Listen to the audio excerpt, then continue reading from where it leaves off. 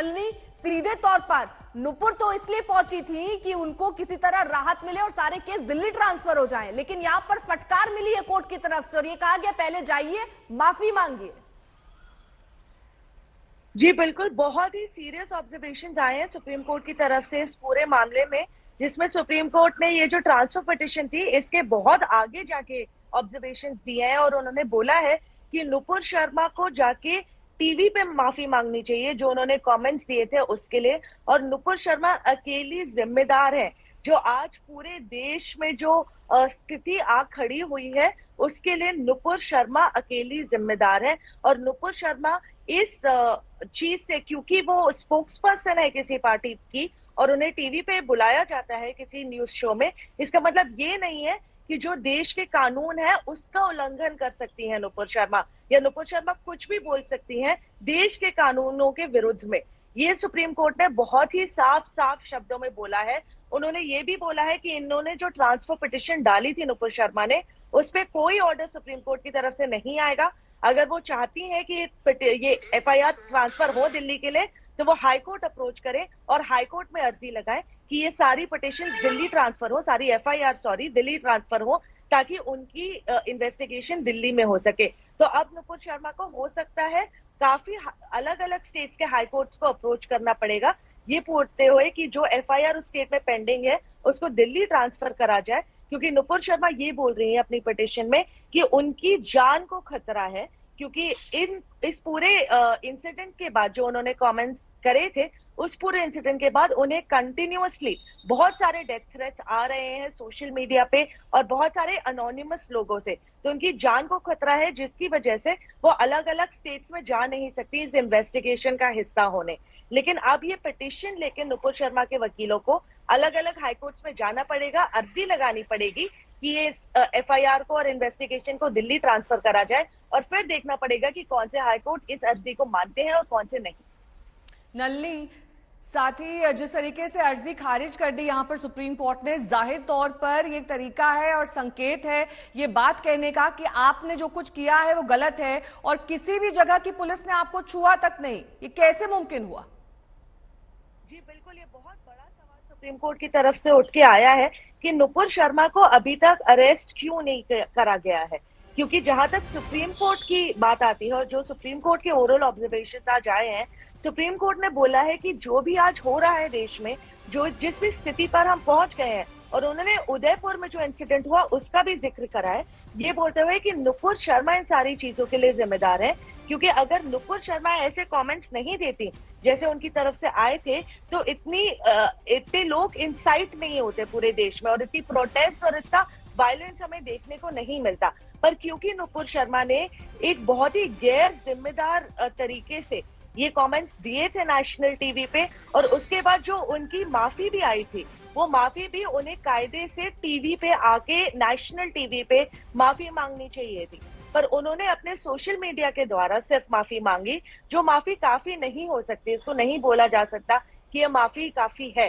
तो इसकी वजह से सुप्रीम कोर्ट ने ये सवाल उठाया है कि अभी तक नुपुर शर्मा को अरेस्ट क्यों नहीं करा गया है उनके कमेंट्स के लिए। लेकिन क्या ये सारी चीजें सुप्रीम कोर्ट के रिटन ऑर्डर का भी हिस्सा बनेंगी, ये देखना रह जाता है, क्योंकि सुप्रीम कोर्ट ओरली तो बहुत सारी चीजें बोलता है सुनवाई के दौरान। इसका मतलब ये नहीं है कि उन चीजों का कोई महत्व नहीं है, पर रिटन ऑर्डर जो सुप्रीम कोर्ट का आएगा वो सबसे ज्यादा महत्वपूर्ण होगा, क्योंकि उसी के बेसिस पर डिसाइड होगा कि अब आगे इस केस में क्या होना है। तो अगर ये ओरल ऑब्जर्वेशंस जो सुप्रीम कोर्ट ने दिए हैं वो रिटन ऑर्डर में भी आ जाते हैं, तो ऐसा हो सकता है कि कोई जांच एजेंसी आगे जाके नुपुर शर्मा के अरेस्ट। दिल्ली पुलिस को भी फटकार लगाई है सुप्रीम कोर्ट ने, उनका भी जिक्र किया गया है कि दिल्ली पुलिस ने क्यों नहीं एक्शन लिया अगर इस तरह की धार्मिक भावनाएं भड़काने का बयान दिया गया तो।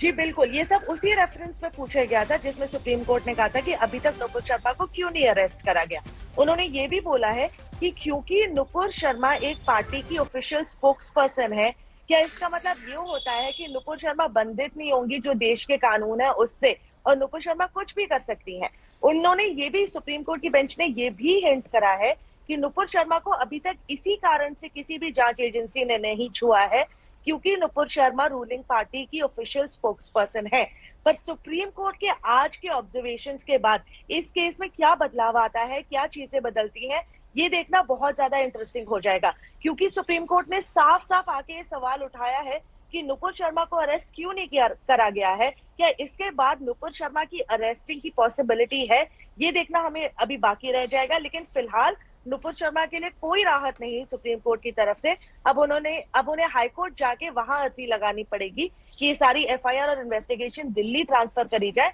ताकि इस इन्वेस्टिगेशन का हिस्सा बन सके और इस पूरे मामले में जांच आगे बढ़ सके। एक बात बताइए नलिनी, जैसे आपने कहा कोर्ट ने कई टिप्पणी की, कई बातें कही और ये भी कहा कि अभी तक गिरफ्तारी क्यों नहीं हुई, तो क्या जब अपनी कोई टिप्पणी कंप्लीट करेगी कोर्ट, तो क्या ऐसा कोई आदेश भी दिया जा सकता है या ऐसा निर्देश दिया जा सकता है कि कोई कार्रवाई हो, गिरफ्तारी हो, कुछ ऐसा भी हो सकता है, मुमकिन है क्या? देखिए, सुप्रीम कोर्ट के सामने अभी तक जो भी एफआईआर लॉन्च हुई है उसमें क्या इन्वेस्टिगेशन चल रही है उसकी डिटेल्स सुप्रीम कोर्ट के सामने अभी नहीं है। किस स्टेज पे इन्वेस्टिगेशन है, क्या क्या जांच एजेंसी को अभी तक मिला है इस केस में, उसकी डिटेल्स सुप्रीम कोर्ट ने अभी तक नहीं मंगाई है अपने सामने। तो जब तक वो डिटेल्स नहीं आ जाती, ऐसा लगता नहीं है कि सुप्रीम कोर्ट ऑर्डर दे देगा कि नुपुर शर्मा के अगेंस्ट अरेस्ट होना चाहिए। लेकिन ये सवाल उन्होंने जरूर उठाया है और ये